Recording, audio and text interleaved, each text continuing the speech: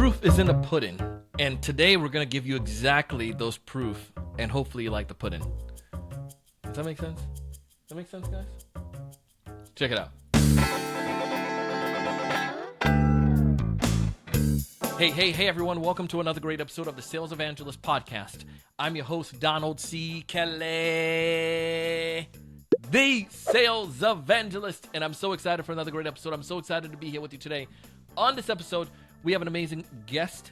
Actually, it's me. Well, kind of. Mark was employee number 4 at HubSpot, and he sat next to one of the co-founders in a class at MIT, and next thing you know, he got invited in with the startup and became employee number 4 and helped to set up their sales. He runs a podcast right now, The Science of Scale, amazing podcast. We have a link down in show notes. But Mark and I had a conversation at Inbound talking about some of my clients, and we broke down 3 case studies of individuals that we helped with TSE to get over 100, and one of them actually got up to 150% of quota attainment. And one of them was actually on a PIP plan. But what did we do? What exactly worked during that process? And that's what we're going to cover in this episode. If this is your first time listening to the podcast, I would love for you to go ahead and subscribe. And we notify you every single time we have a new piece of content. Now, this episode was filmed at Inbound. You'll see that we are on stage there at Inbound, and the audio and video was great, so hope you enjoy it. Now, as we dive in, Mark does an introduction. Then after that, you'll hear that we go into this case study. It's a little bit longer, but you get 3 exact case studies, and I think you're going to really like this episode. Hey, good late morning, everyone. Here with Donald, my new friend today. We're going to dive in on some sales tactics. My name is Mark Roberge. Love coming back here. Woo! I'll tell a quick little story. About 22 years ago, I was an MBA student at MIT. I took this startup class, and I was so excited about it. I sat down next to another student, introduced myself. How you doing? He's like, good, how are you? My name's Dharmesh Shah. That was a pretty important handshake for me in my life. And had a great 9 years. I was the 4th employee here and had a great 9 years running the sales team. Today I run a venture capital firm called Stage 2 Capital. I've been a professor at Harvard Business School for 10 years. But most importantly, I do the Science of Scaling podcast for HubSpot. And we basically go back in time to talk to the first salespeople, the first sales leaders at great companies like OpenAI and Figma and Zoom and that type of thing. What I love in today is we're going to do something different, because in those podcast sessions, we go deep on one company. And oftentimes it's hard to disassociate what was contextually unique to their journey and what is abstract learning for all of us across all sales issues. And that's why we have Donald Kelly here today from the Sales Evangelist. You've probably checked out his podcast as well. He also has a company, and we're going to dive through a couple stories of how he's taken teams and sellers from producing $50,000 a year in revenue to producing over $1 million in revenue. And we're going to go through some specific examples. Welcome, Donald. Hey, it's an honor to be here to sit next to you and to be able to do this, and I'm really pumped for it, to share some of these things at work. I'm out of West Palm Beach, South Florida. You heard about me a little bit there. I love selling, and I talk a little bit fast, so if I go too fast, don't worry. We'll be here afterwards, and we can go a little bit deeper into it. But we want to have some fun. So if you're excited for that, say yes. Woo! If you're pumped for that, say, oh, yes. I think they're ready, Mark. Let's do it. Dude, talk fast. I just am finishing the Lex Friedman episode with Elon Musk, who talks about bips per second of the human language. So we can advance here. Fair enough. All right, what's the first case? Set it up. Yeah, so the first case is an Allstate company, affiliate company, and they had we a all know sales team. Allstate, sell insurance, etc. Yeah. They sell everything, and this team in particular, I know they're sales leaders. We've did engagements before in the past, but earlier this year, Allstate had an increase in rates, and a lot of people across the board with interest rates and so forth said they increased their rates. The challenge that this team was facing right now, they're getting a lot of inbound, but unfortunately, their policies that they're writing each week was dropping and dipping. So there could be several things that you could diagnose. And fortunately, they had an internal sales enablement team, and they did a lot of the fundamental things and so forth. So once they did their internal thing and it wasn't working, they said, all right, let's see what we can talk about and bring an outside view to look at us. And it brought me into the conversation and say, how can we help our team? is it the price increase that's really causing this problem? And we did some discussion, we worked, and we listened to some of the calls and so forth. The other interesting factor was that a portion of their team were new reps as well, new reps being about a year old. So they were used to selling under certain pricing, and all of a sudden they saw this increase. So now where they should be writing anywhere above this, they're writing about 300 policies a week as a team, and that's well below their level. There should be at least 350, but they're writing below. All right, so let me just take one point that a lot of folks miss here in proper diagnosis. Usually what I see is when a seller is not hitting goal, a non-data driven sales manager will say they need to make more calls. And that's like rarely the diagnosis. So one little thing that very few people know is I like to look at the performance of my tenured salespeople as an initial point of my diagnosis. And that's what Donald and the team did here, is if you're starting to miss as a team, but your tenured people are constant in hitting, we have something internal to the team, something like onboarding or a particular territory or a particular patch. But if your tenured people have all dropped simultaneously, we have something going on sort of like outside of the team that triggered it. It might be the economy. It might be a new competitor. It might be, something different. And that's what we had here. It was sort of self-induced through a price change, and they realized that this was like a big deal because even the tenured reps were going down.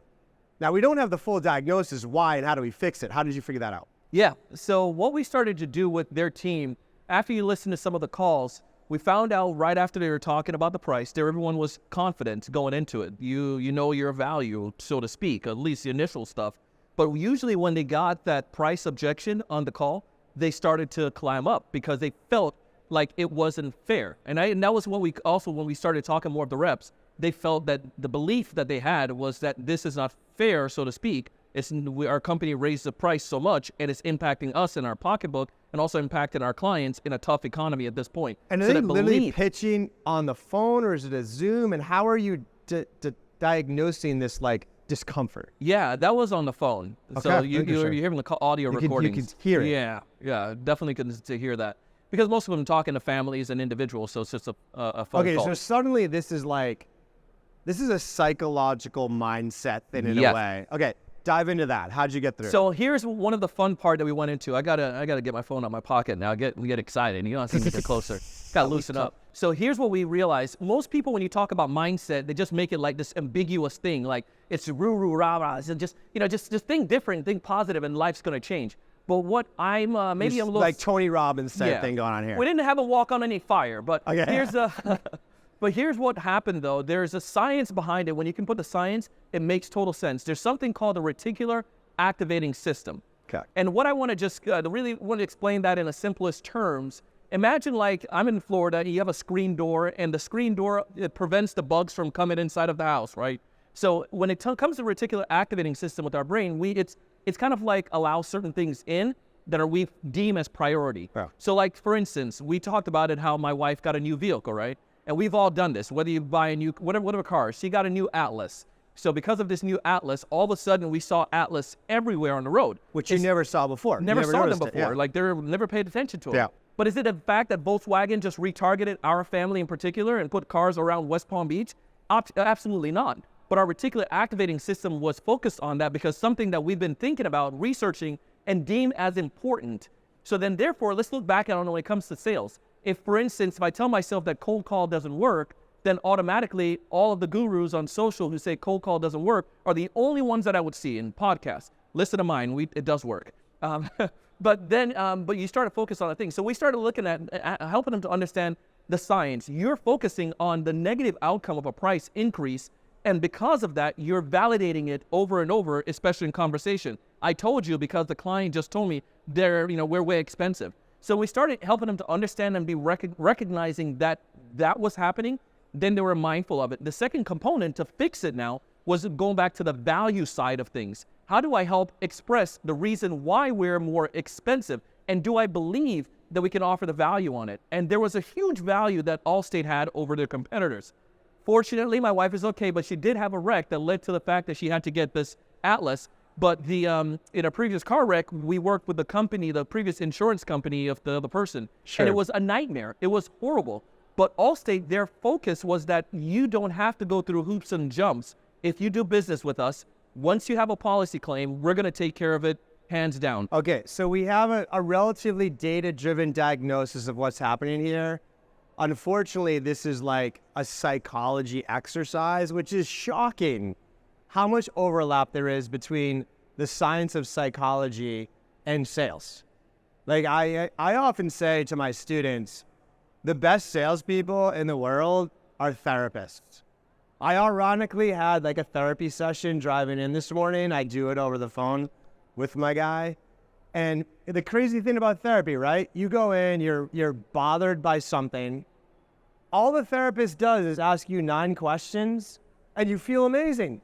That's like the beauty of sales. And we're dealing with a mindset situation. Allstate did all the right things.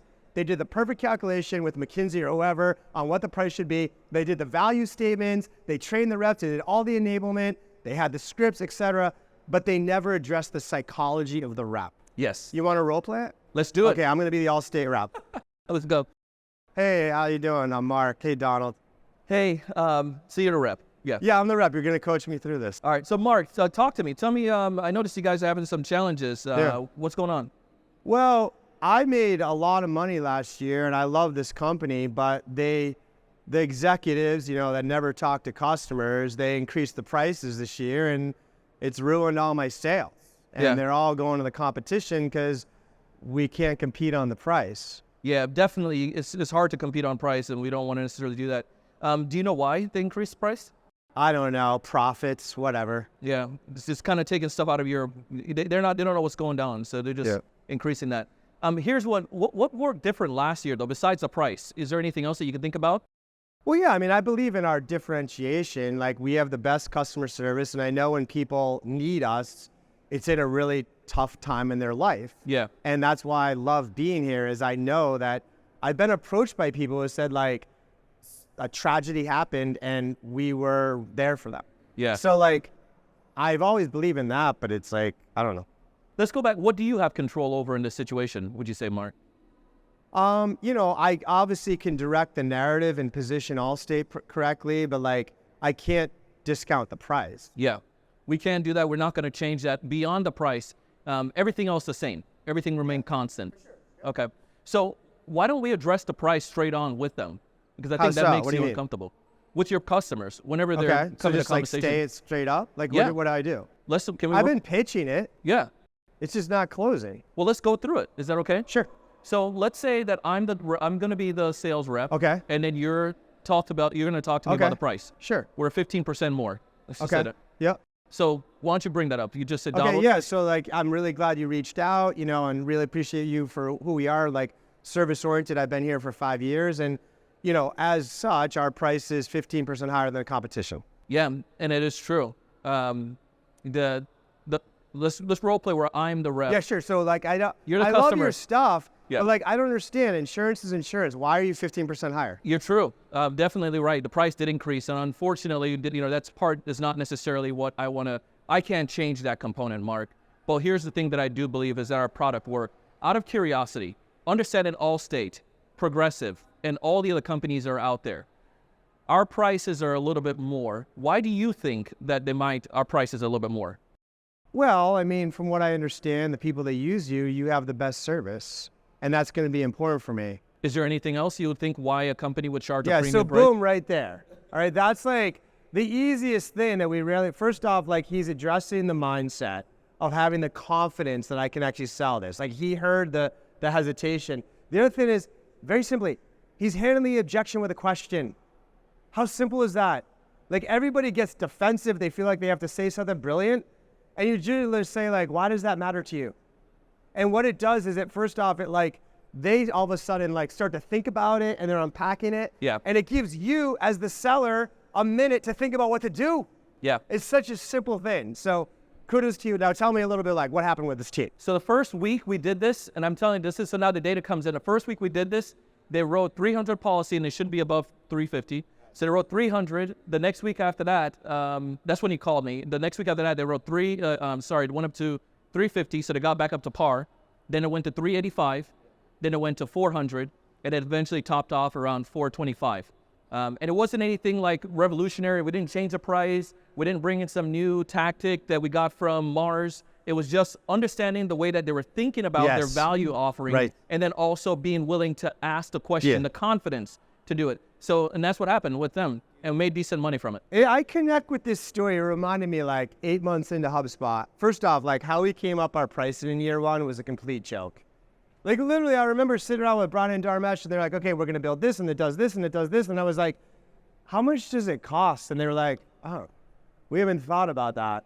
$100 a month? I'm like, all right, sweet. And then so we were selling this thing, and they were like, and I was like, I think I can charge more. I think I can charge $250.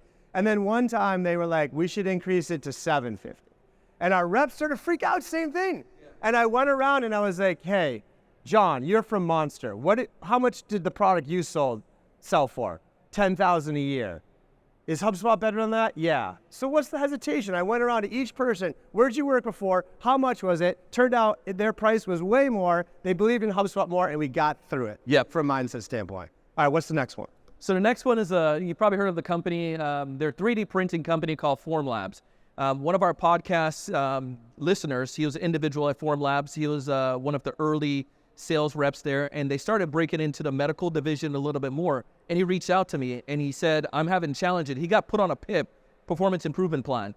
And if you're below 70%, you're in grounds of danger. So he was right around that grounds of danger, listened to the pod, decided to reach out, didn't know what he was trying to do, breaking into this new medical market, and he said he needed help. And that's where we started off. Okay, first off, I think this is set up, Ron. No offense to Formlabs. We do teach the case at HBS, great company. I think they're Boston founded. And, a pioneer in 3D printing. But like, when you are exploiting a new market, like medical device, you got to think like a seed-funded business.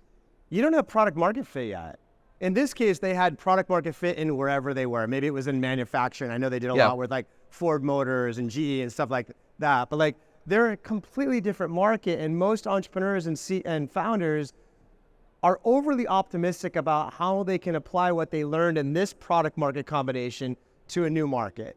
So this rep shouldn't have even been on a PIP. This should have been like a couple of product managers and some engineers or whatever trying to figure it out, the messaging here. But anyway, you saved him anyway. So what was the diagnosis here? Yeah, so he had a good, he would get into conversation. The name and the idea of like 3D printing would grab attention.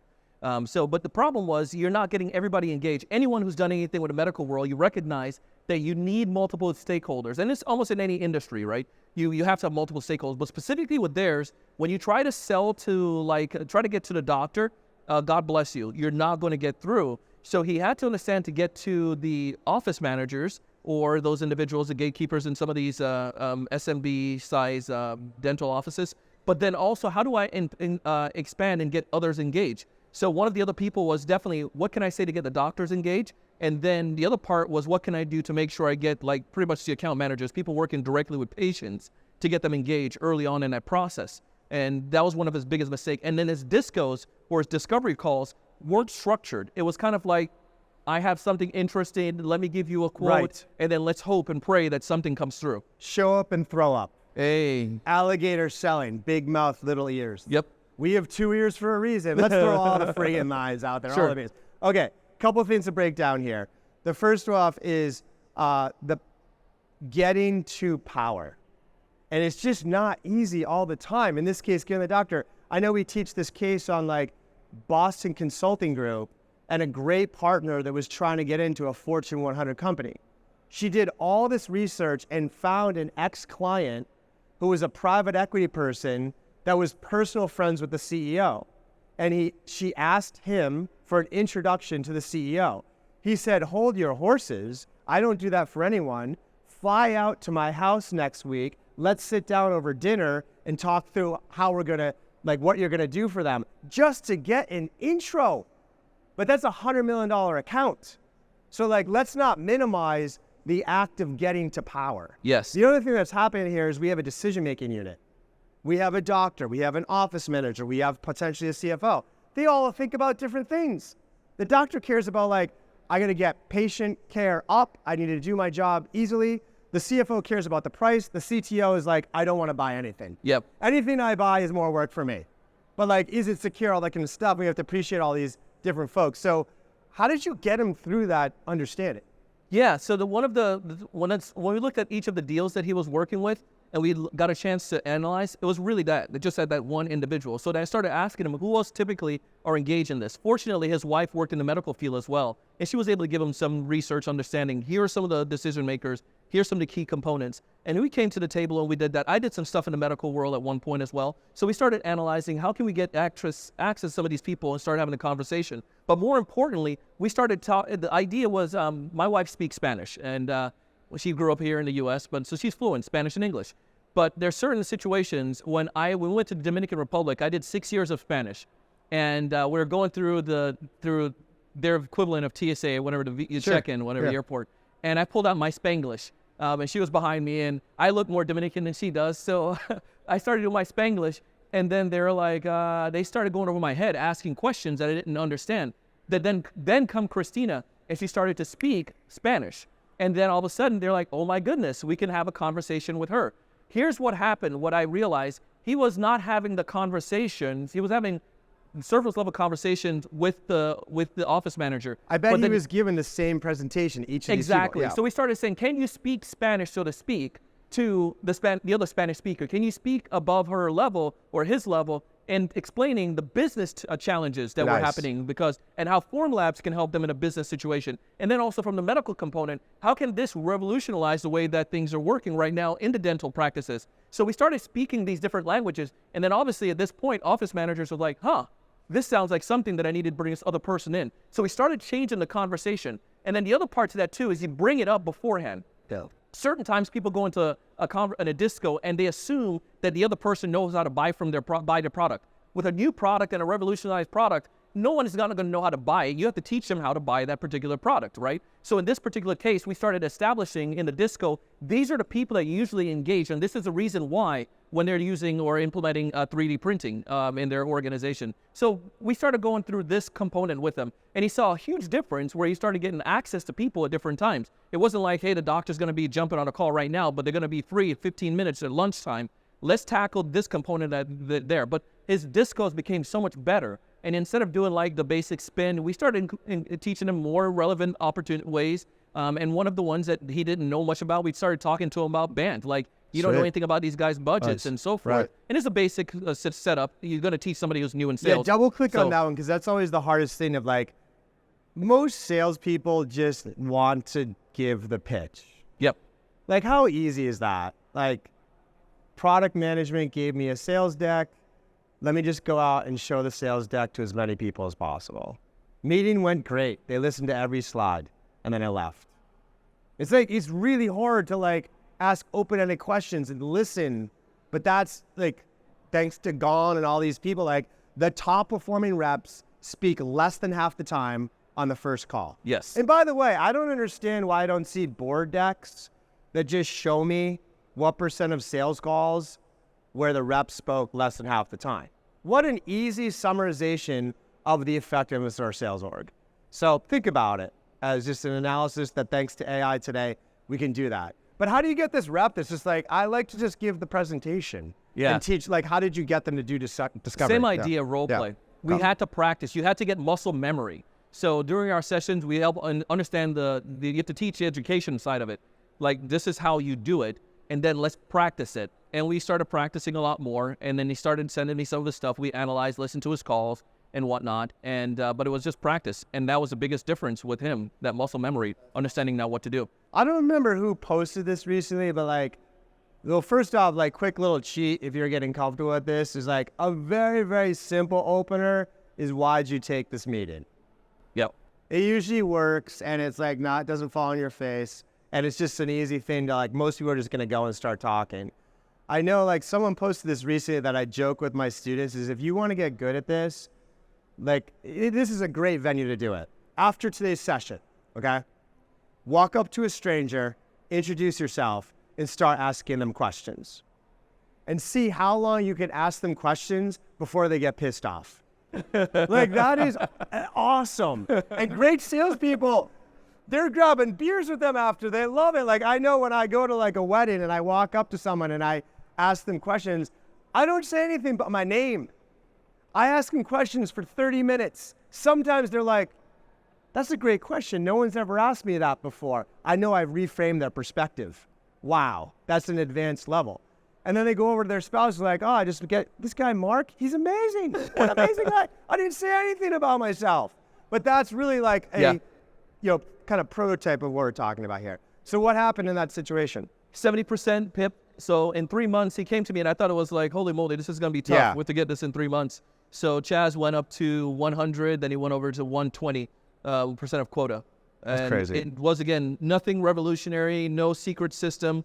Was just better having conversation and being able to put the fundamentals. I think when we were debriefing too, I think the other thing that was really cool that you said is he didn't realize the sale was happening in a room that he wasn't in. Yes. When you have a decision-making unit, it's like he could do his pitches, whatever. At the end of the day, the CFO, the chief medical officer, the doctor, and the office manager are going to sit in a room and say, which vendor are we going with? And you know who's going to win? Whoever is the strongest champion. Yep. Whoever has the strongest champion. If your competition has the CFO and the CFO is best friends with the CEO and has been there for 12 years, they're winning. If you have the champion that's chief medical officer and they've been there for 10 years and they have the most political power, they're winning. When you talk about great enterprise sellers, it's not about the best product, it's not about the best price, it's the ability to develop the strongest champion. One of the secrets that we do too with everyone on, now you can get people's mobile device number. But one of the things that I taught him back then, and I also continue to teach, is that you get on text messaging basis with the prospect as quick as possible. So what I would do in a situation like with yours, if that office manager is going to be the champ or whatnot, and they buy into it, I'll say, hey, in preparation for the next meeting, in case something comes up, here's my cell phone. What's yours that I can get at? Dude, I love that because I think sales forecasts suck and they're not accurate. Because people build sales forecasts by seller activity. Oh, once you give them a demo, it's at stage 3, it's a 20% close. Once you send them the contract, it's at stage 4, it's a 70% close. It's about buyer action. Yes. I bet you, if we did analysis of whether giving them a demo predicts a close versus the buyer gave us their cell phone, that would be far more accurate. Honestly, that's a perfect example. Because then you have the conversation post the call. So even after a demo, I would text my champ and I would say, even right now, I'll say hey Melissa, what do you think? How did that go? And then they'll we start a conversation. We got to build that into the CRM. Yamini, hey, we're breaking things there. Come on. We got to just get this in there. All right. Dude, we got 3.5 minutes here. We got to do the last one real quick. Gentleman out of Poland, right? So Jay, out of Poland, working for a software house. They develop a development house to develop for most of the companies here in the States who are developing software. Jay started at the company in 2001, and he came to us at that point. He was referred into us, and he had challenges with just doing his outbound. He had full cycle selling at that point. Most of the individuals, you've all received those emails or the in-mails on LinkedIn where it's just spamming, hey, we do software, would love to set up a call, book a demo, here's our link. And that doesn't work, as we all know. But LinkedIn was the first place that he was going, and we love LinkedIn. So we started working with Jay. So he was hitting, it wasn't bad. He was doing 99% of his quota attainment, and it was good, but he recognized that he could be better because once the way their company is set up, at a certain point, you could start getting some more of the bigger deals, the enterprise level deals, but you have to prove yourself. So he was really, really stressed on how can I prove myself that I can source my own leads, I can bring business in, hit my numbers, so I can start getting some more of the larger deals and get bigger commission. So that was the challenge that Jay had at this point, and he didn't quite know how to break through. So people always say dude, first off, can I say the word outbound here? Yes. All right, so reaching out to people doesn't work. No, the way you're doing it doesn't work. Okay, so even when we started inbound selling, it didn't necessarily mean that someone's DMing you on Twitter and that's an inbound sale. It's the way you go about it. So tell them how you use LinkedIn and tell them how to do this in a very personalized way. So the critical component, and I'm big in the camp. There's different philosophies. I'm in the camp. If I send a connection request to someone these days because of my reputation, I don't have to have a personalized message and I'll get connection because my validation's out there. But most individual rep that I feel, and I've done this with, looked at the data, most individual reps, if you're reaching out to somebody in an industry and they have no clue who you are, it's a bigger, LinkedIn charge more for you to send a personalized message towards that individual. That's why they have that little, you only get 5 of them now on a basic plan. So look at the data that they have. So that's the first component. So, but we're not talking about dumb personalization. Like I saw that you went to Stanford. Great mascot. Good luck football season. Can we connect? Like, that's garbage. They get 5 of those a day. So the way that we do it is we use Sales Navigator. Not a pitch for them. They do sponsor me, but I'm a fan of Navigator. But what we started to do was we look at the filters, and Navigator has several of those filters. One, you can see who is active on LinkedIn or new people in their role. Cool. LinkedIn said it yesterday. So we know the medium's 60. going to work. Yep. Who's active on LinkedIn? Go. Somebody who's new in the position, who's posting on LinkedIn within the past 30 days. Perfect. So we go with that, and whatever post they're doing on LinkedIn within their demographics of the ICP, we use that in our messaging. But we're not doing a pitch. We're not doing a 1-2 and hit you with it. I might say something to the nature, hey, Mark, saw that you mentioned inbound was, biggest inbound this year overall. Do you feel that inbound is beneficial for any type of reps or any type of company? P.S. Permission to connect here on LinkedIn. I always use that. I know it's not accurate, Mom, but the idea, though, if you're, my mom will get me for my grammar, but I say permission to connect. But if you use that, it just triggers something that it starts engagement. You want engagement. Engagement leads to, grab attention because this is something that you posted and you're passionate about, and it's not something dumb about it. I'm asking a real question relative to your post. So I grabbed your attention. 2, engagement. Once I can get you to engage and accept my connection request back, I send a video, and that's what I taught Jay, to send a video or a voice message. Especially in a world like his, where there's a lot of people who are sketchy, we send a personalized video or audio message. Hey, Mark, I just want to put a face with a name or a voice with a name. I appreciate your reply back to that. I'm going to push this to my senior leader, see if inbound is something we can do next year. Yeah. Thanks for connecting. And then the third step now is conversation. We'll dialogue back and forth.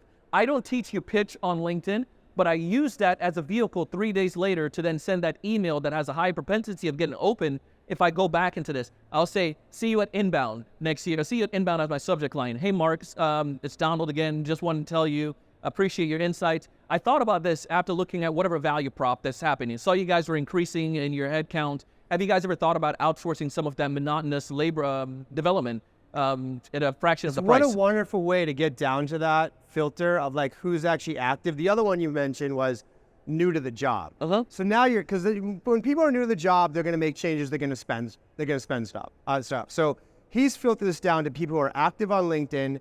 They're 6 months into their role. They live in the U.S. They have between 50 and 500 employees, and they're in this particular role. It's like you are starting with a gold mine list, and you're not going to send 1,000 messages that get no responses. You're highly engaged and personalized, and that's something worse. Dude, you've earned the right to do a little commercial. What do you want to say for 30 seconds here? So I'll tell you where Jay ended up. So from 99%, and Jay ended up at 120% of quota. Crazy. And so for me, I run an organization called the Sales Evangelist. We do a popular sales podcast. You each should download it right now. And I also run a sales training firm, the Sales Evangelist. We teach a lot of top-of-funnel strategies and also help teams to be able to increase the velocity of their deals to get closed. So that could help you. I'd love to be your friend. Dude, it's been great to meet you. Great to jam with you. You're doing the real work with real results. We're going to hang out over here if you have any questions. Let's hear it up for Donald. Thanks, everyone. Thanks, guys. Wasn't that cool? Got a chance to see me there on stage and get a chance to connect with Mark. If you haven't done so already, check out his podcast, The Science of Scale, where he sits down with founders and gets deep behind what made them so successful. And it's not just fluff. He's going into detail. And as you can see from his interview style, he really likes to get down in the nitty-gritty. And in this case, you saw the proof in the pudding of what we do. If you'd like to learn a little bit more about our programs, specifically our sales mastermind, go to thesalesevangelist.com/mastermind. We'd love to have you. Thesalesevangelist.com/mastermind. We'd love to work with you and get you to 150% or even higher of your quota attainment. As always, I want you to thrive. I want you to succeed. I want you to raise your level of thinking. But most importantly, I want you to go out and do big things. See you on the next one.